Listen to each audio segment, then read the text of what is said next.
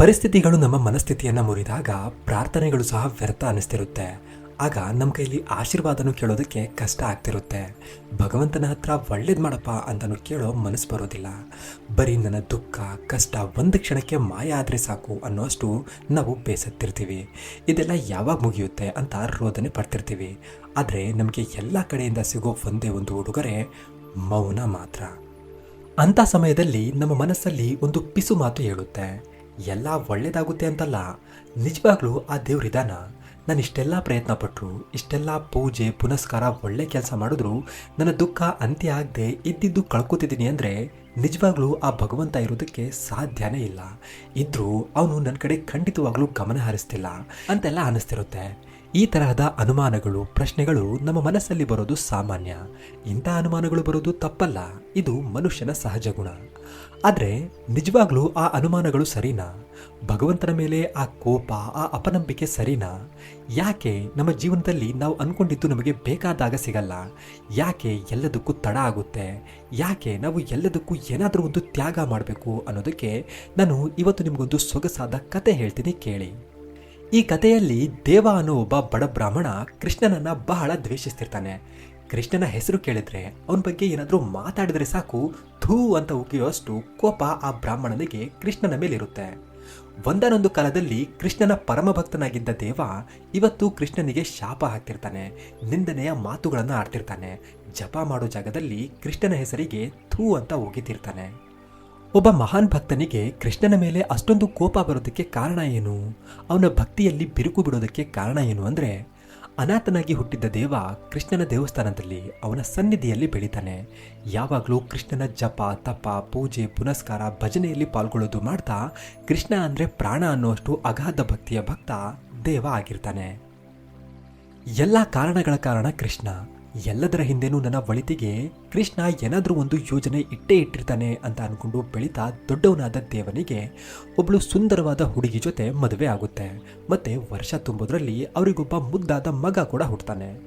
ದೇವ ಪೂರ್ತಿ ಖುಷಿಯಲ್ಲಿ ತಕ್ಷಣ ಆ ಮಗುವನ್ನ ಕೃಷ್ಣನ ದೇವಸ್ಥಾನಕ್ಕೆ ತಗೊಂಡೋಗಿ ಕೃಷ್ಣನ ಮೂರ್ತಿಯ ಕಾಲ್ ಕೆಳಗಿಟ್ಟು, ತಂದೆ, ಇವನು ನಿನ್ನ ಆಶೀರ್ವಾದದಿಂದನೇ ಹುಟ್ಟಿರೋನು, ಒಳ್ಳೇದು ಮಾಡಪ್ಪ ಇವನಿಗೆ, ನಿನ್ನ ಕೃಪೆಯಿಂದ ಹುಟ್ಟಿರೋ ಇವನಿಗೆ ನಾನು ನಿನ್ನ ಹೆಸರನ್ನೇ ಇಡ್ತೀನಿ ಅಂತ ಆ ಮಗುಗೆ ಕೃಷ್ಣ ಅಂತಾನೆ ಹೆಸರಿಡ್ತಾನೆ. ದೇವನ ಪುಟ್ಟ ಸಂಸಾರದಲ್ಲಿ ಹೊಸ ವ್ಯಕ್ತಿಯ ಆಗಮನದಿಂದ ಸಡಗರ ತುಂಬಿ ತುಳುಕ್ತಿರುತ್ತೆ. ಆದರೆ ಆ ಸಡಗರ ಬರೀ 4 ದಿನಗಳದ್ದಾಗಿರುತ್ತೆ ಅಷ್ಟೇ. ಮಗು ಹುಟ್ಟಿದ ಬರೀ 4ನೇ ದಿನಕ್ಕೇನೆ ರಾತ್ರಿ ಮಲಗಿದ್ದ ಮಗು ನಿದ್ದೆಯಲ್ಲೇ ಭಗವಂತನ ಪಾದ ಸೇರಿರುತ್ತೆ. ದೇವ ಹಾಗೂ ಅವನ ಪತ್ನಿಗೆ ಆ ಸಮಯದಲ್ಲಿ ದಿಕ್ಕೇ ತೋಚ್ತಿರಲ್ಲ. ಅರೆ, ರಾತ್ರಿ ಇನ್ನು ನಗ್ತಾ ಅಳ್ತಾ ಆಡ್ತಿದ್ದ ಮಗು ಬೆಳಿಗ್ಗೆ ಇಲ್ವಲ್ಲಪ್ಪ ಅಂತ ಆ ಮಗುನ ತಗೊಂಡೋಗಿ ಮನೇಲಿದ್ದ ಕೃಷ್ಣನ ಮೂರ್ತಿಯ ಪಾದದ ಕೆಳಗಿಟ್ಟು, ತಂದೆ, ಏನಿದು, ಯಾಕಪ್ಪ ಈ ಕಂದ ಏನು ಮಾಡಿತ್ತು, ಇಂಥ ಶಿಕ್ಷೆ ಯಾಕೆ ನಮಗೆ ಅಂತ ಆ ಮಗುವನ್ನು ತಪ್ಕೊಂಡು ದೇವ ತುಂಬ ಅಂದರೆ ತುಂಬ ಗೋಳಾಡ್ತಾನೆ. ಮಗುಗೆ ಯಾವುದೇ ಕಾಯಿಲೆ ಇರಲ್ಲ, ಏನು ತೊಂದರೆ ತಾಪತ್ರೆಗಳಿರಲ್ಲ, ಏನು ಕೆಟ್ಟದ್ದಿರಲ್ಲ. ಆದರೂ ಆ ಮಗು ಹುಟ್ಟಿದ 4ನೇ ದಿನಕ್ಕೇನೆ ಕೊನೆ ಉಸಿರು ಹೇಳ್ತಿರುತ್ತೆ. ದೇವ ಮಗುವಿನ ಅಂತ್ಯ ಸಂಸ್ಕಾರ ಮುಗಿಸಿ ತನ್ನ ಪತ್ನಿಯನ್ನ ಸಮಾಧಾನ ಮಾಡ್ತಾನೆ. ನಮ್ಮ ಜೀವನದಲ್ಲಿ ನಡೆಯೋ ಎಲ್ಲ ಘಟನೆಗಳ ಹಿಂದೆನೂ ಒಂದಲ್ಲ ಒಂದು ಕಾರಣ ಇದ್ದೇ ಇರುತ್ತೆ.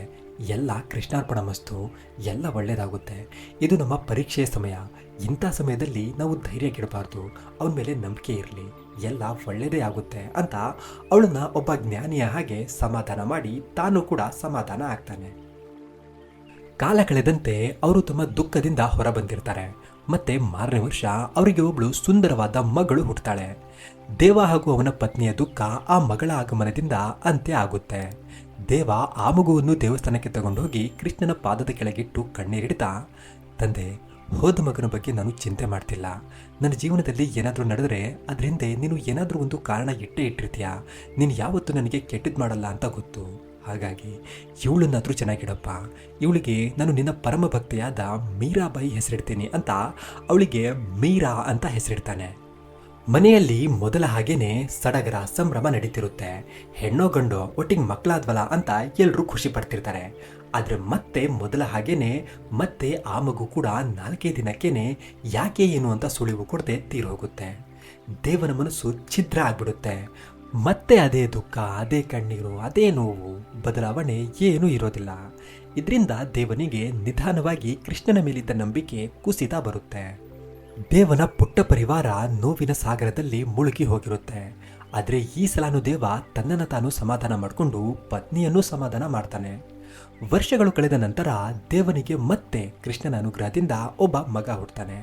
ಆದರೆ ಈ ಸಲ ಅವ್ರ ಮನೆಯಲ್ಲಿ ಮೊದಲಿನಷ್ಟು ಸಡಗರ ಸಂಭ್ರಮ ಇರೋದಿಲ್ಲ.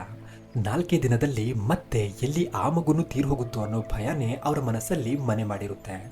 ದೇವ ಈ ಸಲ ಆ ಮಗುವನ್ನ ದೇವಸ್ಥಾನಕ್ಕೆ ತಗೊಂಡು ಹೋಗೋದಿಲ್ಲ, ಏನು ಹೆಸರು ಇಡೋದಿಲ್ಲ, ಹೆಚ್ಚು ಖುಷಿನೂ ಪಡೋದಿಲ್ಲ. ಎಲ್ಲ ಸಾಮಾನ್ಯವಾಗಿ ಮಿತವಾಗಿ ಸಂತೋಷ ಪಡ್ತಿರ್ತಾರೆ. ದೇವ ಆ ಮಗುವಿಗೆ ಏನೂ ಆಗದೆ ಇರಲಿ ಅಂತ ವ್ರತ, ಉಪವಾಸ, ಪೂಜೆ, ಪುನಸ್ಕಾರಗಳನ್ನ ಮಾಡ್ತಾನೆ. ಇನ್ನೊಂದ್ಸಲ ಅದೇ ದುರ್ಘಟನೆ ನಡೆಯೋದು ಬೇಡ ಅಂತ ಕೃಷ್ಣನಲ್ಲಿ ಬೇಡ್ಕೊಳ್ತಿರ್ತಾನೆ. ಆದರೂ ಯಾವುದೇ ಚಮತ್ಕಾರ ನಡೆಯೋದಿಲ್ಲ, ಯಾವುದೇ ಉತ್ತರನೂ ಸಿಗೋದಿಲ್ಲ. 4 ದಿನಕ್ಕೇನೆ ಆ ಮಗು ಸಹ ತೀರೋಗುತ್ತೆ. ಈ ಸಲ ದೇವನ ಮುಖದಲ್ಲಿ ದುಃಖದ ಒಂದು ಸಣ್ಣ ಗೆರೆನೂ ಇರೋದಿಲ್ಲ. ಬರೀ ಹತಾಶೆ ಹಾಗೂ ಮನಸ್ಸಲ್ಲಿ ತುಂಬಲಾಗದ ನೋವಿರುತ್ತೆ ಅಷ್ಟೇ. ಈ ಸಲ ದೇವನ ಮನಸ್ಸು ಸಂಪೂರ್ಣವಾಗಿ ಬದಲಾಗಿರುತ್ತೆ. ಪ್ರತಿ ಸಲ ಪತ್ನಿಯನ್ನ ದೇವರಿದ್ದಾನೆ, ಎಲ್ಲದರ ಹಿಂದೆನೂ ಏನಾದರೂ ಒಂದು ಕಾರಣ ಇದ್ದೇ ಇರುತ್ತೆ, ಒಳ್ಳೇದಾಗುತ್ತೆ ಅಂತ ಸಮಾಧಾನ ಮಾಡ್ತಿದ್ದವನು ಮಾತುಕತೆ ಇಲ್ಲದೆ ಚಿಂತೆ ಮಾಡ್ತಾ ಕೂತಿರ್ತಾನೆ. ಮತ್ತೆ ಅವನನ್ನ ಸಮಾಧಾನ ಮಾಡೋರು ಅಲ್ಲಿ ಯಾರೂ ಇರೋದಿಲ್ಲ. ಇದು ಇಲ್ಲಿಗೆ ನಿಲ್ಲಲ್ಲ. ಅವನ ಪತ್ನಿ 4ನೇ ಮಗುವಿಗೆ ಜನ್ಮ ಕೊಡ್ತಾ ಅವಳು ಸಹ ತೀರೋಗ್ತಾಳೆ. ಮತ್ತೆ 4ನೇ ಮಗು ಸಹ 4 ದಿನಕ್ಕೇನೆ ಸಾವನ್ನಪ್ಪುತ್ತೆ. ಇದರಿಂದ ದೇವನಿಗೆ ಕೃಷ್ಣನ ಮೇಲಿದ್ದ ಎಲ್ಲ ಭಕ್ತಿ, ನಂಬಿಕೆ ಹೋಗಿ ಬರೀ ನಿರಾಶೆ, ಕೋಪ ಮಾತ್ರ ಉಳಿದಿರುತ್ತೆ. ದೇವ ಕೃಷ್ಣ ಭಗವಂತನ ಮೇಲೆ ಎಷ್ಟು ಕುಪಿತನಾಗಿರ್ತಾನೆ ಅಂದರೆ, ದೇವರ ಹೆಸರು ಕೇಳಿದ್ರೆ, ಕೃಷ್ಣನ ಮಾತು ಕೇಳಿದ್ರೆ ಛೀ ಅಂತ ಉಗಿಯುವಷ್ಟು ದುಃಖ, ಕೋಪ ಅವನ ಮನಸ್ಸಲ್ಲಿ ಮನೆ ಮಾಡಿರುತ್ತೆ.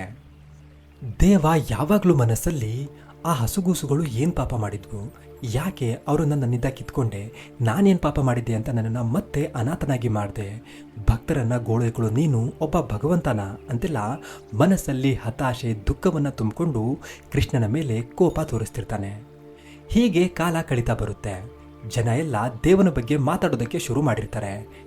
ಅವನೇನೋ ಮಾಡಬಾರ್ದು ಮಾಡಿರಬೇಕು, ಅದಕ್ಕೆ ದೇವರು ಕೂಡ ಅವನಿಂದ ಮುನಿಸ್ಕೊಂಡಿದ್ದಾನೆ.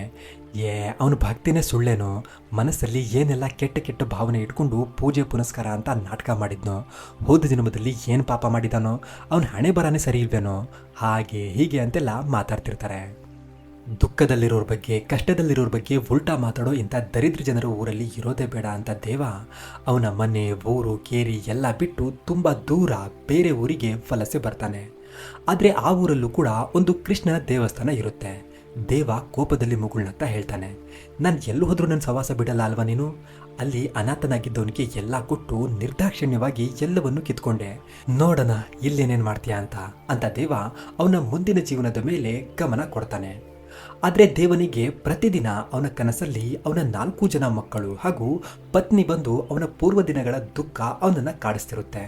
ದೇವ ಎಷ್ಟೇ ಕಷ್ಟಪಟ್ಟರೂ ಅವನ ದುಃಖ ಹಾಗೂ ಚಿಂತೆಯಿಂದ ಹೊರಬರೋದಕ್ಕೆ ಆ ಕನಸುಗಳು ಹಾಗೂ ನೆನಪುಗಳು ಬಿಡ್ತಾನೆ ಇರಲ್ಲ. ಹೀಗಿರ್ಬೇಕಾದ್ರೆ ಒಂದಿನ ದೇವ ಅವನ ಚಿಂತೆ ಹಾಗೂ ಕೆಟ್ಟ ನೆನಪುಗಳಿಗೆ ಬೇಸತ್ತು ಆತ್ಮಹತ್ಯೆ ಮಾಡಿಕೊಳ್ಳೋ ನಿರ್ಧಾರ ಮಾಡ್ತಾನೆ. ದೇವ ಊರ ಪಕ್ಕದಲ್ಲಿದ್ದ ಕೆರೆಗೆ ಹಾರಿ ಜೀವ ಬಿಡೋ ನಿರ್ಧಾರ ಮಾಡಿ ಮನೆಯಿಂದ ಹೊರಗಡೆ ಬರ್ತಿರ್ಬೇಕಾದ್ರೆ ಅವನಿಗೆ ಊರಲ್ಲಿದ್ದ ಕೃಷ್ಣ ದೇವಸ್ಥಾನ ಸಿಗುತ್ತೆ. ದೇವ ಕೃಷ್ಣನ ಮೂರ್ತಿ ಕಡೆ ನೋಡಿ, ನನ್ನ ಸಂತೋಷ, ನನ್ನ ನೆಮ್ಮದಿ ಅಷ್ಟೇ ಯಾಕೆ, ನನ್ನ ಜೀವನನೇ ಕಿತ್ಕೊಂಡೆ, ಇನ್ನು ನನ್ನ ಯಾಕೆ ಉಳಿಸಿದ್ಯಾ, ತಗೋ ನನ್ನ ಜೀವನ ತಗೊಂಡು ಹಾಳಾಗಿ ಹೋಗು ಅಂತ ಹೇಳಿ ಕೆರೆ ಕಡೆ ಹೋಗ್ತಾನೆ. ದೇವ ಆ ಕಡೆ ಈ ಕಡೆ ಏನು ಯೋಚನೆ ಮಾಡಲ್ಲ, ಹೋಗಿದ್ದೆ ಕೆರೆಯಲ್ಲಿ ದಪ್ಪ ಅಂತ ಬಿದ್ದುಬಿಡ್ತಾನೆ. ದೇವನಿಗೆ ಈಜಕ್ಕೆ ಬರದೆ ಕೆರೆಯಲ್ಲಿ ಮುಳುಗ್ತಾ ಹೋಗ್ತಾನೆ. ಉಸಿರು ಕಟ್ಟಿ ಕಣ್ಣೆಲ್ಲ ಮಂಜು ಮಂಜಾಗ್ತಾ ಅವನ ಸುತ್ತ ಕಗ್ಗತ್ತಲೆ ಆವರಿಸ್ಕೊಳ್ಳುತ್ತೆ. ಅಂಥ ಸಮಯದಲ್ಲಿ ಅವನಿಗೆ ಗೊತ್ತಿಲ್ಲದೇನೆ ಅವನ ಬಾಯಲ್ಲಿ ಕೊನೆಯ ಸಲ ಕೃಷ್ಣ ಅಂತ ಬಂದ್ಬಿಡುತ್ತೆ. ದೇವನಿಗೆ ಉಸಿರು ಕಟ್ಟಿ ಕಗ್ಗತ್ತಲೆ ಆವರಿಸ್ಕೊಂಡಾಗ ಆ ಕಗ್ಗತ್ತಲೆಯಲ್ಲಿ ಅವನಿಗೆ ಒಂದು ದಿವ್ಯ ಬೆಳಕು ಕಾಣುತ್ತೆ. ಆ ಬೆಳಕಿನಲ್ಲಿ ಭಗವಾನ್ ಶ್ರೀ ಕೃಷ್ಣ ಅವರು ನಿಂತಿರ್ತಾರೆ. ದೇವ ಕೋಪದಲ್ಲಿ ಹೇಳ್ತಾನೆ, ಸತ್ರು ನನ್ನ ಬಿಡ್ತಿಲ್ವಲ್ಲ ನೀನು, ಏನು ಪಾಪ ಮಾಡಿದ್ದೆ ನಾನು, ಯಾಕೆ ನನ್ನ ಹಿಂದೆ ಹೀಗೆ ಬಿದ್ದಿದ್ಯಾ ಅಂತ ಕೇಳ್ತಾನೆ. ಕೃಷ್ಣ ಮುಗುಳ್ನಗ್ತಾ ದೇವನ ಹತ್ರ ಬರ್ತಾನೆ. ಮತ್ತೆ ಯಾಕೆ, ಏನಾಯ್ತು, ನನ್ನ ಮೇಲೆ ಅಷ್ಟೊಂದು ಕೋಪ ಯಾಕೆ, ನನ್ನ ಎಂಥ ದೊಡ್ಡ ಭಕ್ತ ನೀನು, ನೀನು ಎಲ್ರಿಗಿಂತಲೂ ಹೆಚ್ಚು ಪ್ರೀತಿಸಿದ್ದ ಕೃಷ್ಣ, ನಿನ್ನ ಪ್ರಾಣ ಆಗಿದ್ದ ನಾನೇ ನಿನ್ನ ಮುಂದೆ ನಿಂತಿರುವಾಗ ಇನ್ನೇನು ಬೇಕು ನಿನಗೆ, ನಿನ್ನ ಈ ಅಸಭ್ಯ ನಡವಳಿಕೆಗೆ ಕಾರಣ ಏನು ಅಂತ ಕೇಳ್ತಾನೆ.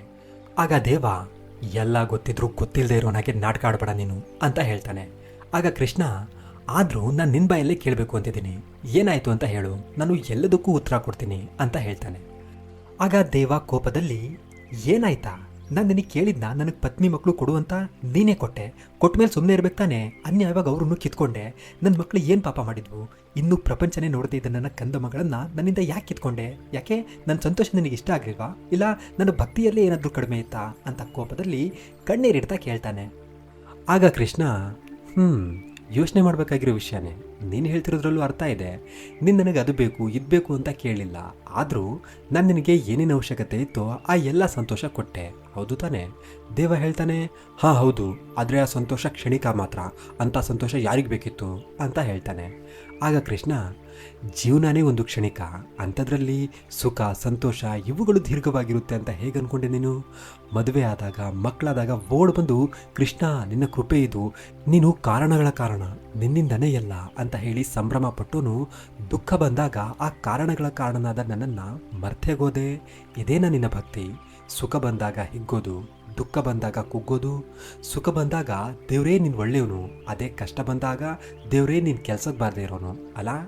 ನನ್ನ ಮಕ್ಕಳು ಅಂತಿದೀಯಾ? ಯಾರು ನಿನ್ನ ಮಕ್ಕಳು? ಎಲ್ಲಿದ್ದಾರೆ? ನೀನು ಯಾರು? ಏನು ನೀನು? ನಿಂದು ಅನ್ನೋದು ಏನಿತ್ತಲ್ಲಿ? ನೀನು ಬದುಕಿದ್ದು ನಿನ್ನ ಹೆಂಡತಿ ಮಕ್ಕಳ ಜೊತೆ ಸುಖವಾಗಿದ್ದಿದ್ರು, ನೀನು ಸುಖ ಸಂತೋಷದಿಂದ ನಿನ್ನ ಮಕ್ಕಳ ಜೊತೆ ರಾಜ್ಯ ಆಳಿದಿದ್ರು, ನೀನು ಇಲ್ಲೇ ಹೀಗೆ ಬರ್ತಿದ್ದೆ, ಇವಾಗಲೂ ಹೀಗೆ ಬಂದಿದೀಯಾ? ಇದರಲ್ಲಿ ವ್ಯತ್ಯಾಸ ಏನಿದೆ?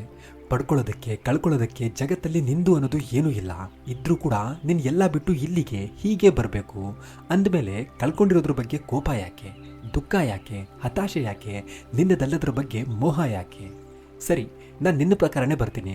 ನಿನಗೆ ನಿನ್ನ ಪೂರ್ವಜನ್ಮ, ನಿನ್ನ ಮಕ್ಕಳ ಪೂರ್ವಜನ್ಮ, ನಿನ್ನ ಮುಂದಿನ ಭವಿಷ್ಯ, ನಿನ್ನ ಪಾಪ ಪುಣ್ಯ, ವಿಧಿ ಬರಹ, ಗ್ರಹಗತಿ ಇವುಗಳ ಬಗ್ಗೆ ಏನಾದರೂ ಗೊತ್ತಿತ್ತಾ? ನನ್ನ ಮಕ್ಕಳು ಅಂತ ಅಷ್ಟೊಂದು ರೋದನೆ ಪಟ್ಯಲ್ಲ, ಅವ್ರು ಯಾರಾಗಿದ್ರು ಅಂತ ಗೊತ್ತಾ ನಿನಗೆ?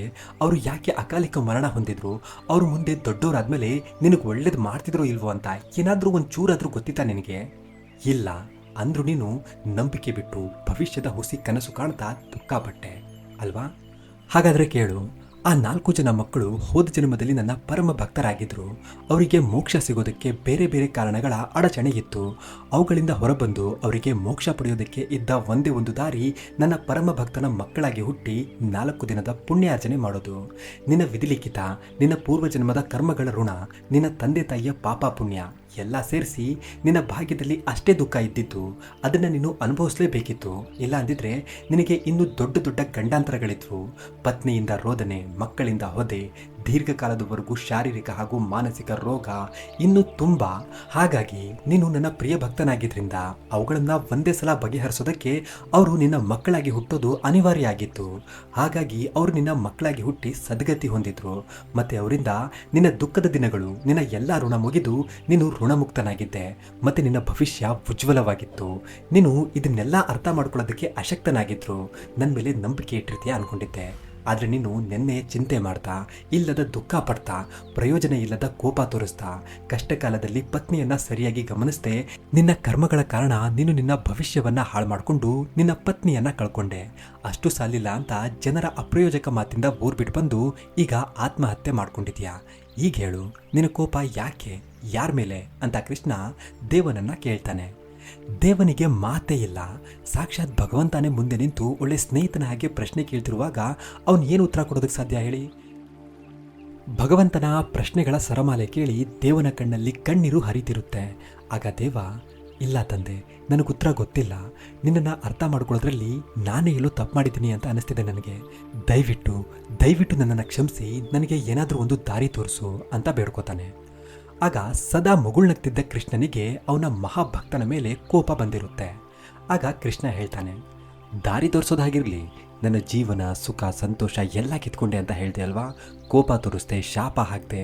ಸರಿ, ನಾನು ನಿನಗೆ ಇನ್ನೊಂದು ಅವಕಾಶ ಕೊಡ್ತೀನಿ. ನಿನಗೆ ಬೇಕಿದ್ದ ಆ ಎಲ್ಲ ಸುಖ ಸಂತೋಷ ಒಳ್ಳೆಯದು ಅನ್ನೋದು ಭೂಮಿಯಲ್ಲಿ ಏನಿದೆಯೋ ಅದನ್ನೆಲ್ಲ ಕೊಡ್ತೀನಿ. ನಾನು ನೋಡಬೇಕು ನಿನ್ನ ಸುಖ ಸುಪ್ಪತ್ತಿಗೆಯಿಂದ ಏನು ಹೊತ್ಕೊಂಡ್ಬರ್ತೀಯ ಇಲ್ಲಿಗೆ ಅನ್ನೋದನ್ನು ನಾನು ನೋಡಬೇಕು.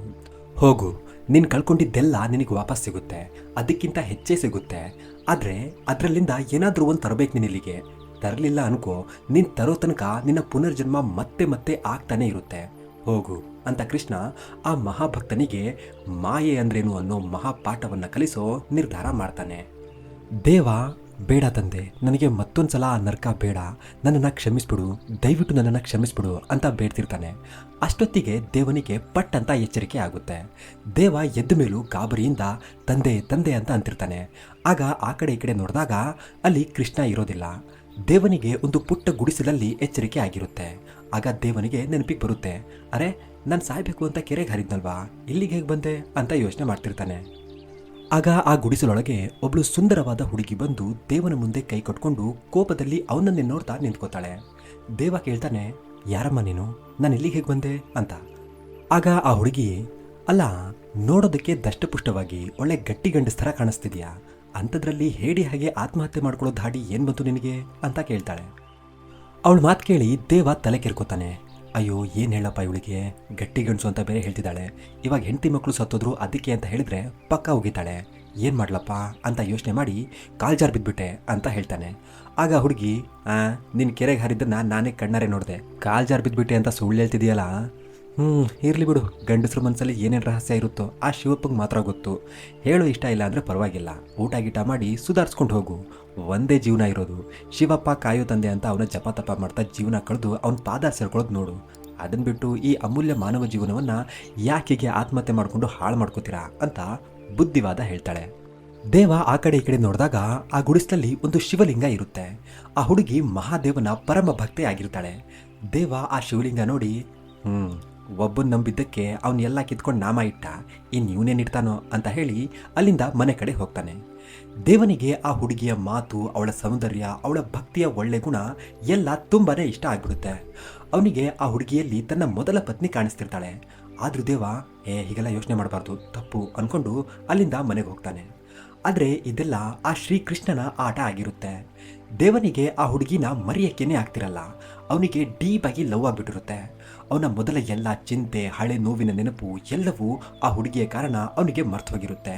ಕೂತ್ರು, ನಿಂತರು, ಮಲಗಿದ್ರು, ಏನೇ ಮಾಡಿದ್ರು ದೇವನಿಗೆ ಬರೀ ಆ ಹುಡುಗಿನೇ ಕಾಣ್ತಿರ್ತಾಳೆ. ದಿನಗಳೆದಂತೆ ದೇವನನ್ನ ಕೃಷ್ಣ ಆ ಹುಡುಗಿಯ ನೆನಪಲ್ಲಿ ಹುಚ್ಚ ಮಾಡಿರ್ತಾನೆ. ದೇವ ಅವಳನ್ನ ಮದುವೆ ಆಗಬೇಕು, ಅವಳನ್ನ ಅವಳ ಬಡತನದಿಂದ ಹೊರತಂದು ಒಂದೊಳ್ಳೆ ಬಾಳು ಕೊಡಬೇಕು ಅಂತ ಯೋಚನೆ ಮಾಡ್ತಾನೆ. ಆದರೆ ಅವನಿಗೆ ಗೊತ್ತಿರಲ್ಲ, ಅವಳಿಗೆ ಆಲ್ರೆಡಿ ಒಳ್ಳೆ ಬಾಳಿರುತ್ತೆ, ಇವನಿಗೇನೆ ಇರಲ್ಲ. ದೇವ ಹೆಚ್ಚು ಸಮಯ ವ್ಯರ್ಥ ಮಾಡದೆ ಅವಳಿಗೆ ಮದುವೆ ಪ್ರಸ್ತಾವನೆ ಕೊಡ್ತಾನೆ. ಆ ಹುಡುಗಿನೂ ಸ್ವಲ್ಪ ಯೋಚನೆ ಮಾಡ್ತಾಳೆ. ದೇವ ಅವನ ಜೀವನದ ಎಲ್ಲ ಸತ್ಯ ಘಟನೆಗಳನ್ನು ಹೀಗೀಗೆ ಅಂತ ಹಂಚ್ಕೋತಾನೆ. ದೇವನ ಸತ್ಯ ಹೇಳೋ ಬುದ್ಧಿ, ಅವನ ನಡವಳಿಕೆ, ಅವನ ಗುಣ ಎಲ್ಲ ಆ ಹುಡುಗಿಗೂ ಇಷ್ಟ ಆಗಿ ಅವರಿಬ್ರು ಒಂದು ಶಿವನ ದೇವಸ್ಥಾನದಲ್ಲಿ ಮದುವೆ ಆಗ್ತಾರೆ. ಮತ್ತೆ ವರ್ಷ ತುಂಬದ್ರಲ್ಲಿ ಅವರಿಗೆ ಒಂದು ಗಂಡು ಮಗು ಮತ್ತೆ ಒಂದು ಹೆಣ್ಣು ಮಗು, ಅವಳಿ ಜವಳಿ ಮಕ್ಕಳಾಗ್ತಾರೆ. ದೇವನ ಸಂತೋಷಕ್ಕೆ ಮಿತಿನೇ ಇರಲ್ಲ. ಅವನ ಮನಸ್ಸಲ್ಲಿ ಈ ಸಲ ಯಾವುದೇ ಭಯ ಇರಲ್ಲ. ಮೊದಲ ಹಾಗೆ ಏನಾಗುತ್ತೆ ಅನ್ನೋ ಚಿಂತೆನೂ ಇರಲ್ಲ. ಯಾಕಂದ್ರೆ ಕನಸಲ್ಲಿ ಕೃಷ್ಣ ನಿನ್ನ ಎಲ್ಲ ಋಣ ಮುಕ್ತ ಆಗಿದೆ ಅಂತ ಹೇಳಿದ್ನಲ್ಲ, ಅದಕ್ಕೆ ಮನೆಯಲ್ಲಿ ಸಂಭ್ರಮನೋ ಸಂಭ್ರಮ. ದೇವ ಅಷ್ಟೊತ್ತಿಗಾಗಲೇ ಹೊಸ ವ್ಯಾಪಾರ ಶುರು ಮಾಡಿರ್ತಾನೆ. ಕೃಷ್ಣ ಹೇಳಿದ್ನಲ್ಲ, ನೀನು ಬಯಸಿದ್ದೆಲ್ಲ ಸಿಗುತ್ತೆ, ಭೂಮಿಯಲ್ಲಿರೋ ಎಲ್ಲ ಸುಖ ಸಂತೋಷ ಸಿಗುತ್ತೆ ಅಂತ. ಹಾಗಾಗಿ ಮಕ್ಕಳು ಹುಟ್ಟಿದ ಮೇಲೆ ಅವನ ವ್ಯಾಪಾರ ದಿಢೀರಂತ ಜೋರಾಗಿ ಅವನು ಒಳ್ಳೆ ಲಾಭ ಕಾಣ್ತಿರ್ತಾನೆ. ಮಕ್ಕಳು ಹುಟ್ಟಿದ ಖುಷಿಯಲ್ಲಿ ದೇವನ ಪತ್ನಿ ಅನ್ನ ಸಂತರ್ಪಣೆ ಮಾಡಿಸ್ತಾಳೆ. ಊರಲ್ಲೆಲ್ಲ ದಾನ ಧರ್ಮ ಮಾಡಿಸಿ ಸಂಭ್ರಮಾಚರಣೆ ಇರುತ್ತೆ. ಹಾಗೆ ಮುಂದೆ ಕಾಲ ಕಳೆದಂತೆ ಇನ್ನೂ 3 ವರ್ಷದ ಒಳಗಡೆ ದೇವನಿಗೆ ಮತ್ತೆ 2 ಗಂಡು ಮಕ್ಕಳು ಹುಟ್ಟುತ್ತಾರೆ. ದೇವ ಏನೆಲ್ಲ ಕೃಷ್ಣನ ಕಾರಣ ಕಳ್ಕೊಂಡೆ ಅಂತ ಅನ್ಕೊಂಡಿದ್ನೋ ಅದೆಲ್ಲ ಅವನಿಗೆ ಈಗ ವಾಪಸ್ ಸಿಕ್ಕಿರುತ್ತೆ. ಹೇಳಬೇಕು ಅಂದರೆ ಇದು ಹೀಗೆ ನಡೆಯೋದಿರುತ್ತೆ. ದೇವ ಕೃಷ್ಣನ ಮೇಲೆ ನಂಬಿಕೆ ಇಟ್ಟು ಸುಮ್ಮನಿದ್ದಿದ್ರೆ ಅವನು ಹೇಗೋ ಮಾಡಿ ಆ ಹುಡುಗಿನ ಅವ್ರ ಊರಿಗೆ ಕರ್ಕೊಂಡ್ಬಂದು ಇವರಿಬ್ರು ಸೇರೋ ಹಾಗೆ ಮಾಡ್ತಿದ್ದ. ಅಷ್ಟರಲ್ಲಿ ಇವನು ನಂಬಿಕೆ ಬಿಟ್ಟು ಚಿಂತೆ ಮಾಡ್ತಾ ಮಂಗ ಆಗಿರ್ತಾನೆ.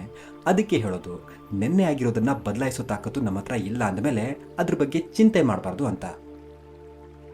ದೇವನ ಜೀವನದಲ್ಲಿ ಏನು ತೊಂದರೆ ತಾಪತ್ರೆಗಳು ಇರಲ್ಲ. ಮಕ್ಕಳೆಲ್ಲ ಓದು ಬರಹ ವಿದ್ಯಾಭ್ಯಾಸದಲ್ಲಿ ಟಾಪರ್ಸ್ ಆಗಿರ್ತಾರೆ. ಕೋಟ್ಯಾಂತರ ರೂಪಾಯಿ ದುಡ್ಡು, ಲಕ್ಷಾಂತರ ಜನ ಆಳು ಕಾಳುಗಳು. ಅಬ್ಬಾ, ದೇವ ಇಡೀ ಭೂಮಿಯಲ್ಲೇ ಅತಿ ದೊಡ್ಡ ಶ್ರೀಮಂತನಾಗಿರ್ತಾನೆ. ದೇವನಿಗೆ ಕೃಷ್ಣನ ಮಾತುಗಳು ನೆನಪಿರುತ್ತೆ. ಅದನ್ನ ಅವನು ಒಂದು ಕನಸು ಅನ್ಕೊಂಡಿರ್ತಾನೆ. ಆದ್ರೂ ಕನಸಲ್ಲಿ ಕೃಷ್ಣ ಏನೆಲ್ಲ ಹೇಳಿದ್ನೋ ಅದೆಲ್ಲ ಅವನಿಗೆ ಹಾಗಾಗೆ ಸಿಗ್ತಿರುತ್ತೆ. ಅದಕ್ಕೆ ದೇವ, ನನಗೆ ಬೇಗ ಸಾವು ಬರಬಾರ್ದು, ನಾನು ಇನ್ನೂ ಹೆಚ್ಚು ಕಾಲ ಸುಖ ಸಂತೋಷವನ್ನ ಅನುಭವಿಸ್ಬೇಕು ಅಂತ ಅನ್ಕೋತಾನೆ. ಸರಿ, ಅದು ಸಿಗುತ್ತೆ ಅವನಿಗೆ. ಅವನು ಯಾವುದೇ ಕಾಯಿಲೆ ಇಲ್ಲದೆ ಹೆಚ್ಚು ವಯಸ್ಸಾಗದೆ 100 ಕಾಲ ಬದುಕ್ತಾನೆ. ಆದ್ರೆ ಅವನ ಕಣ್ಣೆದುರೇ ಅವನ ಎಲ್ಲ ಮಕ್ಕಳು ವಯಸ್ಸಾಗಿ ಸಾಯ್ತಾ ಬರ್ತಾರೆ. ಮೊಮ್ಮಕ್ಕಳು ಈಗ ದೊಡ್ಡವರಾಗ್ತಾ ಮುದುಕರಾಗ್ತಿರ್ತಾರೆ. ಭೂಮಿಯಲ್ಲಿ ಈಗ ದೇವ ನೋಡ್ಬೇಕಾಗಿರೋದು, ಅನುಭವಿಸ್ಬೇಕಾಗಿರೋ ಯಾವ ಸುಖನೂ ಇರಲ್ಲ. ಎಲ್ಲ ಅವನ ಕಾಲ್ ಕೆಳಗಡೆನೆ ಬಿದ್ದಿರುತ್ತೆ. ಅವನು ಕೇಳಿದ್ದೆಲ್ಲ ಸಿಗ್ತಿದೆ, ಬಯಸಿದ್ದೆಲ್ಲ ಆಗ್ತಿದೆ. ಎಲ್ಲ ಹೀಗೆ ಸರಾಗವಾಗಿ ಆಗ್ತಿದ್ರೆ ಅದು ಒಂದು ಜೀವನನ? ದೇವನಿಗೂ ಆ ಜೀವನ ಬೋರಾಗಿ ಹೋಗುತ್ತೆ. ಎಷ್ಟು ಅಂತ ಸುಖ ಅನುಭವಿಸ್ತಾನೆ ಅವನು ಕೂಡ. ಅದೇ ಬೆಳಿಗ್ಗೆ ಏಳೋದು, ಅದೇ ಊಟ ಉಪಚಾರ ವೈಭೋಗ, ಅದೇ ರಾತ್ರಿ ಮಲ್ಗೋದು, ಏನು ಬದಲಾವಣೆ ಇರಲ್ಲ. ಎಲ್ಲ ಒಳ್ಳೆ ಚಕ್ರದ ಹಾಗೆ ಪುನರಾವರ್ತನೆ ಆಗ್ತಿರುತ್ತೆ. ಅವನು ಅವನ ಆಸ್ತಿಯನ್ನ ಬೇರೆಯವರಿಗೆ ಹಂಚು ಅಥವಾ ದಾನ ಮಾಡೋ ಅವಕಾಶ ಇರಲ್ಲ. ಮತ್ತೆ ಬೇರೆಯವರ ಆಯಸ್ಸನ್ನು ಕೂಡ ಹೆಚ್ಚು ಕಡಿಮೆ ಮಾಡೋ ಅವಕಾಶ ಇರಲ್ಲ. ಎಲ್ಲ ಇವನಿಗೆ ಮಾತ್ರ ಸೀಮಿತ ಆಗಿರುತ್ತೆ. ಹಾಗಾಗಿ ಆ ಆಸ್ತಿಯನ್ನ ಹಂಚ್ಕೊಳ್ಳೋದಕ್ಕೆ ಮೊಮ್ಮಕ್ಕಳು ದೇವ ಯಾವಾಗ ಸಾಯ್ತಾನೋ ಅಂತ ಕಾಯ್ತಿರ್ತಾರೆ.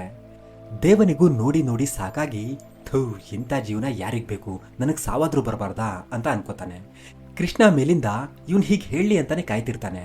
ಅದಕ್ಕೆ ಕೃಷ್ಣ ತಕ್ಷಣ ತದಾಸ್ತು ಮಗನೆ ಅಂತ ಹೇಳ್ತಾನೆ. ದೇವ ನಿದ್ದೆಯಲ್ಲೇ ಪ್ರಾಣ ಬಿಟ್ಟು ಮತ್ತೆ ಅದೇ ಮೊದಲ ಬಾರಿಗೆ ಹೇಗೆ ಕೃಷ್ಣನ ಮುಂದೆ ನಿಂತಿದ್ನೋ ಇವಾಗ್ಲೂ ಕೂಡ ಹಾಗೆ ನಿಂತಿರ್ತಾನೆ. ಕೃಷ್ಣ ಜಾಸ್ತಿ ಟೈಮ್ ವೇಸ್ಟ್ ಮಾಡೋದೇ ಇಲ್ಲ. ಎಲ್ಲಿ ನೀನ್ ಬಯಸಿದ್ದೆಲ್ಲ ನಿನಗೆ ಕೊಟ್ಟೆ, ಸುಖ ಸಂಪತ್ತು, ಹೆಂಡತಿ ಮಕ್ಕಳು, ಕಿರಿಕಿರಿ ಇಲ್ಲದ ಜೀವನ, ಆಯಸ್ಸು ಎಲ್ಲ ಕೊಟ್ಟೆ. ಎಲ್ಲಿ ಏನ್ ತಂದೆ ನೀನ್ ಗಳಿಸಿದ್ರಲ್ಲಿ? ಎಲ್ಲಿ ತೋರ್ಸು ನಿನ್ ಕೈನ ಅಂತ ಕೇಳ್ತಾನೆ. ಅಲ್ಲಿ ತೋರ್ಸಕ್ಕೇನಿರುತ್ತೆ, ಏನ್ ತಂದಿದ್ದಾನೆ ಅಂತ ತೋರಿಸ್ತಾನೆ. ಕೃಷ್ಣ ಹೇಳ್ತಾನೆ, ಎಲ್ಲೋ ಖಾಲಿ ಕೈ ಬಂದಿದ್ಯಾ, ಏನು ತರ್ಲಿಲ್ವಾ? ಎಲ್ಲಿ ನಿನ್ನ ಮಕ್ಕಳು, ಎಲ್ಲಿ ನಿನ್ನ ಪತ್ನಿ, ಎಲ್ಲಿ ನಿನ್ನ ಆಸ್ತಿ ಅಂತ ಕೇಳ್ತಾನೆ. ದೇವನಿಗೆ ಮಾತಿಲ್ಲ, ಕತೆ ಇಲ್ಲ, ತಲೆ ಬಗ್ಗಿಸ್ಕೊಂಡು ನಿಂತಿರ್ತಾನೆ. ಕೃಷ್ಣ, ನನಗನ್ಸುತ್ತೆ ಆ ಜನ್ಮದಲ್ಲಿ ನಿನಗೆ ಸುಖ ಸಂಪತ್ತು ಸರಿಯಾಗ್ಲಿಲ್ವೇನೋ, ಅದಕ್ಕೆ ನೀನೇನು ತರಲಿಲ್ಲ ಅನ್ಸುತ್ತೆ. ಸರಿ ತಗೋ, ನಿನಗೆ ಇನ್ನೊಂದು ಜನ್ಮ ಕೊಡ್ತೀನಿ, ಇದ್ರಲ್ಲಿಂದನಾದ್ರೂ ಏನಾದ್ರೂ ತಗೊಂಬಾ ಅಂತ ಮತ್ತೊಂದ್ಸಲ ದೇವ ಮನುಷ್ಯನಾಗಿ ಹುಡ್ತಾನೆ. ಆದ್ರೆ ಈ ಸಲ ಅವನು ಕಡು ಬಡವನಾಗಿ ಅನುಭವಿಸಬಾರ್ದ ಕಷ್ಟಗಳನ್ನೆಲ್ಲ ಅನುಭವಿಸಿ ಬರ್ತಾನೆ. ಆದ್ರೂ ಅವನ ಕೈಯಲ್ಲಿ ಏನು ತರೋದಕ್ಕೆ ಆಗೋದೇ ಇಲ್ಲ.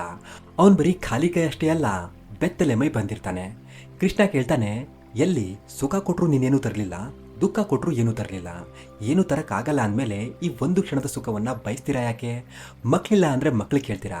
ಮಕ್ಕಳಾಗಿ ಅವರು ದೊಡ್ಡವರಾದ್ಮೇಲೆ ನಿಮ್ಮನ್ನ ಮನೆಯಿಂದ ಆಚೆ ಹಾಕಿದ್ರೆ ನಮಗೆ ಯಾಕಾದ್ರೂ ಮಕ್ಳು ಕೊಟ್ಟೆಯಪ್ಪ ಅಂತ ಮತ್ತೆ ನಮ್ಮನ್ನೇ ಕೇಳ್ತೀರಾ? ನಿಮಗೆ ಏನು ಬೇಕು ಏನು ಬೇಡ ಅಂತ ನಿಮಗೆ ಗೊತ್ತಿರಲ್ಲ. ಏನು ಸಿಕ್ಕರೆ ಏನಾಗುತ್ತೆ, ಯಾವ ವಸ್ತು ನಿಮ್ಮ ಜೀವನದಲ್ಲಿ ಬಂದರೆ ನಿಮ್ಮ ಜೀವನದಲ್ಲಿ ಏನೇನು ಅನಾಹುತ ಆಗುತ್ತೆ ಅನ್ನೋದು ನಿಮಗೆ ಗೊತ್ತಿಲ್ಲ ಅಂದಮೇಲೆ ಅದು ಕೊಡು ಇದು ಕೊಡು ಅದು ಬೇಡ ಇದು ಬೇಡ ಅಂತ ಬೇಡ್ತೀರಾ ಯಾಕೆ? ಬೇಡಿ ಅದು ಸಿಕ್ಕ ಮೇಲೆ ಅದರಿಂದ ಏನಾದರೂ ಕೆಟ್ಟದಾದ್ರೆ ಅದರ ದೋಷನೂ ನಮ್ಮ ಮೇಲೆ ಹಾಕ್ತೀರಾ. ಭಗವಂತ ನನಗೆ ಹೊಟ್ಟೆ ಹಸಿತಿದೆ ಊಟ ಕೊಡು ಅಂತ ಕೇಳ್ತೀರಾ. ಊಟ ಕೊಟ್ಟರೆ ಹೆಂಗೆ ಬೇಕಂಗೆ ತಿಂದು ಹೊಟ್ಟೆ ನೋವು ಬರೆಸ್ಕೊಂಡು ಯಾಕಾದರೂ ಊಟ ಮಾಡಿದ್ನೋ ಅಂತೀರಾ. ಮದುವೆ ಆಗಿಲ್ಲ ಮದುವೆ ಮಾಡಿಸು ಅಂತ ಕೇಳ್ತೀರಾ. ಮದುವೆ ಆಗಿ ಗಂಡ ಹೆಂಡತಿ ಮಧ್ಯೆ ಏನಾದರೂ ಒಡಕು ಬಂದ್ಬಿಟ್ರೆ ಯಾಕಾದರೂ ಮದುವೆ ಆದ್ನೋ ಅಂತೀರಾ. ಒಳ್ಳೆ ಕೆಲಸ ಕೊಡಿಸು ಅಂತೀರಾ. ಕೆಲಸ ಸಿಕ್ಕಿ ಆ ಕೆಲಸ ಮಾಡೋ ಮನಸ್ಸಾಗ್ಲಿಲ್ಲ ಅಂದರೆ ಯಾಕಾದರೂ ಈ ಕೆಲಸಕ್ಕೆ ಸೇರ್ಕೊಂಡು ಅಂತ ಆವಾಗಲೂ ವ್ಯಥೆ ಪಡ್ತೀರಾ. ಅಲ್ಲ, ನಮಗದು ಬೇಕು ಇದು ಬೇಕು ಅದು ಬೇಡ ಇದು ಬೇಡ ಅಂತ ಗೋಗರಿತೀರಲ್ವಾ? ನಿಜವಾಗ್ಲೂ ನಿಮಗೆ ಏನು ಬೇಕು ಏನು ಬೇಡ ಅನ್ನೋದು ಗೊತ್ತಾ ನಿಮಗೆ? ಯಾಕೇನು ಗೊತ್ತಿಲ್ಲದೆ ಗುರಿ ಕಾಣದ ಕತ್ತಲಲ್ಲಿ ಬಾಣ ಹೊಡಿತೀರಾ ಅನ್ನೋದು ನನಗಂತೂ ಗೊತ್ತಿಲ್ಲ. ಜಗತ್ತಲ್ಲಿರೋ ಏನು ಕೂಡ ನಿಮ್ದಲ್ಲ ಅಂದಮೇಲೆ ಅವುಗಳೆಲ್ಲ ಬೇಕು ಅಂತ ಯಾಕೆ ಬಯಸ್ತೀರಾ? ಅಧಿಕಾರಕ್ಕೋಸ್ಕರ ಹೋರಾಡಬೇಕು ತಪ್ಪಿಲ್ಲ, ಆದರೆ ಇಲ್ಲದೆ ಇರೋದ್ರ ಬಗ್ಗೆ ಚಿಂತೆ ಮಾಡ್ತಾ ಬದಲಾವಣೆ ಮಾಡೋಕ್ಕಾಗದೇ ಇರೋದ್ರ ಬಗ್ಗೆ ವ್ಯಥೆ ಯಾಕೆ ಪಡ್ತೀರಾ ಅಂತ. ದೇವ ಕೇಳ್ತಾನೆ, ಹಾಗಾದರೆ ಮನುಷ್ಯರಾಗಿ ಹುಟ್ಟಿದ ಮೇಲೆ ನಾವೇನು ಮಾಡಬೇಕು, ನಮ್ಮ ಕರ್ತವ್ಯ ಏನು ಅಂತ. ಆಗ ಕೃಷ್ಣ ಹೇಳ್ತಾನೆ, ನಾನು ಹೇಳಿದ್ದು ಎಲ್ಲಿ ಮಾಡ್ತೀರಾ ನೀವು? ನಾನು ಹೇಳಿದ್ದೀನಿ ಜಗತ್ತು ಅನ್ನೋ ಮಾಯೆಯಿಂದ ಹೊರಬಂದು ನಿನ್ನಲ್ಲೇ ಇರೋ ನನ್ನ ಅಸ್ತಿತ್ವವನ್ನು ಹುಡುಕಿ ಅಂತ. ಪ್ರಯತ್ನ ಪಟ್ಟಿದೆಯಾ ಯಾವತ್ತಾದರೂ? ಇಲ್ಲ. ಕರ್ಮಫಲವನ್ನು ತ್ಯಾಗ ಮಾಡಿ ಬರೀ ಕರ್ಮದ ಮೇಲೆ ಗಮನ ಕೊಡಿ ಅಂತ ಹೇಳಿದ್ದೀನಿ, ಮಾಡಿದೀಯಾ? ಇಲ್ಲ. ಸುಖ ದುಃಖದಲ್ಲಿ ಸಮಾನರಾಗಿರಿ, ಯಾವುದಕ್ಕೂ ಹೆಚ್ಚು ಅವಲಂಬನೆ ಆಗಬೇಡಿ ಅಂತ ಹೇಳಿದ್ದೀನಿ, ಮಾಡಿದೆಯಾ ಯಾವತ್ತಾದರೂ? ಇಲ್ಲ. ಜಗತ್ತು ಒಂದು ಮಾಯೆ, ಹಾಗಾಗಿ ಇರೋದನ್ನ ಬಿಟ್ಟು ನಾಳೆ ಬಗ್ಗೆ ಚಿಂತೆ ಮಾಡಬೇಡಿ ಅಂತ ಹೇಳಿದ್ದೀನಿ, ಚಿಂತೆ ಮಾಡೋದು ನಾಳೆ ಬಗ್ಗೆ ಯೋಚನೆ ಮಾಡೋದು ಬಿಟ್ಟಿದೆಯಾ ಯಾವತ್ತಾದರೂ? ಇಲ್ಲ. ಜೀವನದಲ್ಲಿ ಸುಖ ದುಃಖಗಳಿಂದ ಹೊರಬಂದು ಸಮತೋಲನ ಹುಡುಕಿ ಅಂತ ಹೇಳಿದ್ದೀನಿ, ಹುಡುಕಿದೆಯಾ? ಇಲ್ಲ. ಜೀವನ ಅಂದ್ರೇನು, ಹೇಗೆ ಬದುಕೋದು, ಯಾಕೆ ಬದುಕಬೇಕು ಅನ್ನೋದಕ್ಕೆ ಇಷ್ಟುದ್ದ ಭಗವದ್ಗೀತೆನೇ ಹೇಳಿದ್ದೀನಿ, ಓದಿದೆಯಾ ಅದನ್ನು? ಇಲ್ಲ. ನಾನು ಹೇಳಿದ್ದು ಏನೂ ಮಾಡಲ್ಲ, ಆದರೂ ಮತ್ತೆ ಮತ್ತೆ ಕೇಳ್ತಿರ್ತೀರಾ ನಾವೇನು ಮಾಡಬೇಕು ಅಂತ. ನೀವೇನು ಮಾಡೋ ಅವಶ್ಯಕತೆನೇ ಇಲ್ಲ, ಎಲ್ಲ ಅದಾಗುತ್ತೆ. ನೀವು ಬರೀ ಏನಾಗುತ್ತೋ ಅನ್ನೋದನ್ನು ಬಿಟ್ಟು ಏನಾದರೂ ಆಗಲಿ ಅಂತ ಇರೋದನ್ನು ಸರಿಯಾಗಿ ಮಾಡಿದ್ರೆ ಸಾಕು. ನಾಳೆ ಬಗ್ಗೆ ಯೋಚನೆ ಮಾಡೋ ಅವಶ್ಯಕತೆನೇ ಇಲ್ಲ. ಇವಾಗ ಏನು ಮಾಡ್ತಿರೋ ಅದೇ ನಿಮ್ಮ ನಾಳೆ ಹಾಗೂ ನೆನ್ನೆ ಆಗೋದು. ಅದಕ್ಕೆ ಇವಾಗೇನು ಮಾಡಬೇಕು ಅದ್ರ ಮೇಲೆ ಗಮನ ಕೊಡಿ. ಈ ಕ್ಷಣ ಇರಲ್ಲ ಅಂತ ಸಾರಿ ಹೇಳಿದ್ದೀನಿ, ಆದರೂ ನಿಮಗೆ ಅರ್ಥ ಆಗಲ್ಲ. ಮುಂದೆ ಏನಾಗುತ್ತೆ ಅಂತ ನೀವು ಯೋಚನೆ ಮಾಡೋ ಅವಶ್ಯಕತೆನೇ ಇಲ್ಲ. ಅಪ್ಪ ಕೃಷ್ಣ ಕಾಪಾಡಪ್ಪ ಅಂತ ಹೇಳಿ ನಿಮ್ಮ ಇರೋ ಬರೋ ಚಿಂತೆ ದುಃಖನೆಲ್ಲ ನನ್ನ ಮೇಲೆ ಹಾಕ್ಬಿಟ್ಟು ನಿಮ್ಮ ಕರ್ತವ್ಯ ಮಾಡ್ತಾ ಆರಾಮವಾಗಿದ್ದರೆ ಸಾಕು. ನಿಮಗೇನು ಬೇಕು ಏನು ಬೇಡ ಎಲ್ಲವನ್ನು ನಾನು ವ್ಯವಸ್ಥೆ ಮಾಡ್ತೀನಿ ಅಂತ ಹೇಳಿ ಕೃಷ್ಣ ದೇವನಿಗೆ ನೋಡು ಅಲ್ಲಿ ಅಂತ ಭೂಲೋಕ ತೋರಿಸ್ತಾನೆ. ಅಲ್ಲೊಬ್ಬ ವ್ಯಕ್ತಿ ಅವನ ನೋವು ಚಿಂತೆ ದುಃಖದಲ್ಲಿ ಮುಳುಗಿ ಕೃಷ್ಣ ಕಾಪಾಡಪ್ಪ ಅಂತಿರ್ತಾನೆ. ಆಗ ಕೃಷ್ಣ ದೇವನಿಗೆ ಅವನನ್ನು ತೋರಿಸಿ, ನೋಡು, ಇವಾಗೆಲ್ಲಾದ್ರೂ ನಾನು ಅವನ ಚಿಂತೆ ನೋವಿಂದ ಹೊರತಂದೆ ಅಂದ್ರೆ ಅವನ ಭವಿಷ್ಯ ನೋಡು. ಅವನ ದುಃಖದಿಂದ ಇವಾಗೆಲ್ಲಾದ್ರೂ ಅವನು ಹೊರ ಬಂದ ಅಂದ್ರೆ ಕೆಲವೇ ದಿನಗಳಲ್ಲಿ ಅವನು ಅದಕ್ಕಿಂತ ದುಪ್ಪಟ್ಟು ನೋವು ಅನುಭವಿಸ್ತಾನೆ. ಅದ್ರ ಮುಂದೆ ಈಗ ಅನುಭವಿಸ್ತಿರೋದು ತುಂಬಾ ಚಿಕ್ಕದು. ಅವನ ವ್ಯಥೆ ಮುಗಿಯೋದಕ್ಕೆ ಇನ್ನು ಕೆಲವೇ ದಿನ ಬಾಕಿ ಇದೆ. ಹಾಗಾಗಿ ಚಿಂತೆ ಬಿಟ್ಟು ಅವನ ಕೆಲಸ ಮಾಡಿದ್ರೆ ಸಾಕು. ಆ ನೋವು ಅವನಿಗೆ ಅರಿವೇ ಆಗೋದಿಲ್ಲ. ಆದ್ರೆ ನೋಡು, ಅವನು ಕಷ್ಟದ ಬಗ್ಗೆ ಚಿಂತೆ ಮಾಡ್ತಾ ಹೇಗೆ ವ್ಯಥೆ ಪಡ್ತಿದ್ದಾನೆ ಅಂತ. ನಿಮ್ಮ ಜೀವನದಲ್ಲಿ ಬಂದಿರೋ ಎಲ್ಲ ಪರಿಸ್ಥಿತಿಗಳು ನಿಮ್ಮೊಳ್ಳೆದಕ್ಕೇನೆ, ಕೆಟ್ಟದ್ದೇ ಏನೂ ಇಲ್ಲ. ಎಲ್ಲವನ್ನೂ ನಾನು ನೋಡ್ತಿರ್ತೀನಿ. ಯಾರಿಗೇನು ಕೊಡಬೇಕು, ಯಾರ ಹತ್ರ ಏನು ಕಿತ್ಕೋಬೇಕು ಎಲ್ಲ ನನಗೆ ಚೆನ್ನಾಗಿ ಗೊತ್ತು. ಹಾಗಾಗಿ ಸುಖ ದುಃಖ ಏನೇ ಇರಲಿ ಯಾವುದ್ರ ಮೇಲೂ ಅವಲಂಬನೆ ಆಗದೆ ಈ ಕ್ಷಣ ಕಳೆದು ಹೋಗುತ್ತೆ ಅನ್ನೋದನ್ನು ಮನಸ್ಸಲ್ಲಿ ಇಟ್ಕೊಂಡು ಸಮಾಧಾನದಿಂದ ಸಮತೋಲನದಿಂದ ಜೀವನ ನಡೆಸೋದೇ ಮಾನವ ಜೀವನದ ಉದ್ದೇಶ. ಕೃಷ್ಣ ದೇವನಿಗೆ ಮುಂದೆ ಹೇಳ್ತಾನೆ, ಮಾನವನಾಗಿ ಹುಟ್ಟಿದ ಮೇಲೆ ಏನು ಮಾಡಬೇಕು ಅಂತ ಕೇಳ್ತೀಯಲ್ವಾ? ಏನು ಮಾಡಬೇಕು ಅಂತ ನಿನಗೆ ಗೊತ್ತಾಗುತ್ತೆ, ಹೋಗು ಅಂತ ಹೇಳಿದ ಮೇಲೆ ದೇವ ಇನ್ನೊಂದು ಸಲ ಒಂದು ಸಾಮಾನ್ಯ ಪರಿವಾರದಲ್ಲಿ ಜನ್ಮ ತಾಳ್ತಾನೆ. ದೇವನಿಗೆ ಯೋಚನೆ ಮಾಡೋ ಬುದ್ಧಿ ಬಂದಮೇಲೆ ಅವನಿಗೆ ಕೃಷ್ಣನ ಎಲ್ಲ ಮಾತುಗಳು ನೆನಪಿಗೆ ಬರುತ್ತೆ. ಆಗ ಅವನು ಮಾಡೋ ಒಂದೇ ಒಂದು ಕೆಲಸ, ಈಗ ಎಚ್ಚರಿಕೆ ಇರೋ ಈ ಸಮಯವನ್ನು ಸಂಪೂರ್ಣವಾಗಿ ಆನಂದವಾಗಿ ಕಳೆಯೋದು. ಸುಖ ದುಃಖ ಎಲ್ಲ ಲೆಕ್ಕಕ್ಕೆ ಇಲ್ಲ. ಸುಖ ಬಂತಾ ಬಾ ಮುಗೀತಾ ಹೋಗು, ಕಷ್ಟ ಬಂತಾ ಬಾ ಮುಗೀತಾ ಹೋಗು. ಪರಿಸ್ಥಿತಿಯಲ್ಲಿ ಏನಾದರೂ ಬದಲಾವಣೆ ಮಾಡೋಕ್ಕಾಗುತ್ತಾ? ಮಾಡ್ತಾನೆ. ಆಗಲ್ವಾ? ಹಾಗಾದರೆ ಆಗೋವರೆಗೂ ಕಾಯ್ತಾನೆ. ಒಟ್ಟಿಗೆ ಮನಸ್ಸನ್ನು ಕಲುಷಿತ ಮಾಡ್ಕೊಳ್ದೆ ಸಂತೋಷದಿಂದ ಮುಂದೆ ಸಾಕ್ತಾನೆ. ಅಷ್ಟೇ ಜೀವನ. ದೇವ ಅವನ ಕೈಲಾದ ಕೆಲಸ ಮಾಡ್ತಾನೆ. ಬಂದಿದ್ರಲ್ಲಿ ಸಂತೋಷ ಪಡ್ತಾನೆ. ಬರಲಿಲ್ಲ ಅಂದರೆ ನಾನು ತಗೊಂಡು ಹೋಗೋದು ಏನೂ ಇಲ್ಲ, ಟೆನ್ಷನ್ ಯಾಕೆ ಅಂತ ಅದರಲ್ಲೂ ಸಂತೋಷ ಪಡ್ತಾನೆ. ಇರೋದನ್ನು ಬಳಸ್ತಾನೆ, ಇಲ್ಲದೇ ಇದ್ದರೆ ಕಷ್ಟಪಟ್ಟು ಗಳಿಸ್ತಾನೆ, ಹೆಚ್ಚಿದ್ರೆ ಅವಶ್ಯಕತೆ ಇರೋರಿಗೆ ನೀಡ್ತಾನೆ. ಅದನ್ನು ಬಿಟ್ಟು ಭಗವಂತನ ಹತ್ರ ನನಗದು ಬೇಕು, ಇದು ಬೇಕು, ಅದು ಬೇಡ, ಇದು ಬೇಡ ಅಂತ ಏನೂ ಕೇಳ್ತಿರ್ಲಿಲ್ಲ.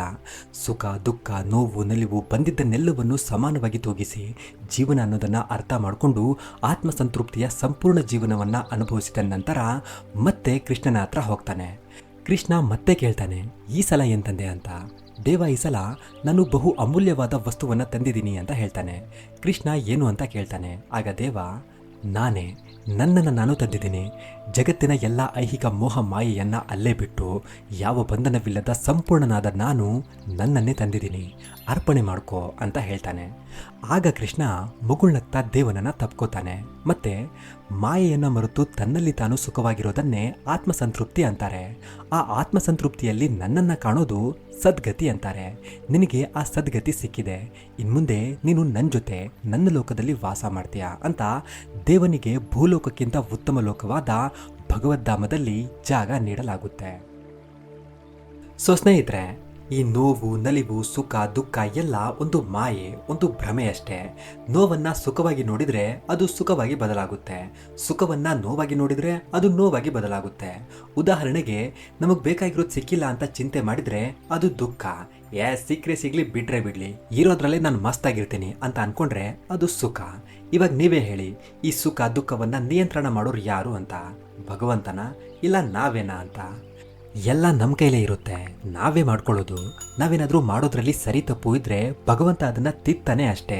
ಸುಖ ದುಃಖ ಏನಾದ್ರೂ ಇರಲಿ, ಬಂದಿದ್ದು ಬರಲಿ ನೋಡ್ಕೋತೀನಿ ಅಂತ ಚಿಂತೆ ಬಿಟ್ಟಿರೋರೇ ಸುಖವಾಗಿರೋದು. ನಾಳೆ ಏನಾಗುತ್ತೋ, ನಮ್ಮ ಹಣೆ ಬರ ಸರಿ ಇಲ್ಲ, ನಾವು ದುಃಖದಲ್ಲಿದ್ದೀವಿ ಕಷ್ಟದಲ್ಲಿದ್ದೀವಿ ಅಂತ ಚಿಂತೆ ಮಾಡೋರು ಎಷ್ಟೇ ದೊಡ್ಡ ಶ್ರೀಮಂತರು ಇಲ್ಲ ಬಡವರಾಗಿದ್ರೂ ಅಂಥವರೇ ಮಾನಸಿಕ ನೋವು ಹಾಗೂ ಚಿಂತೆಯಲ್ಲಿ ವ್ಯಥೆ ಪಡ್ತಿರೋದು.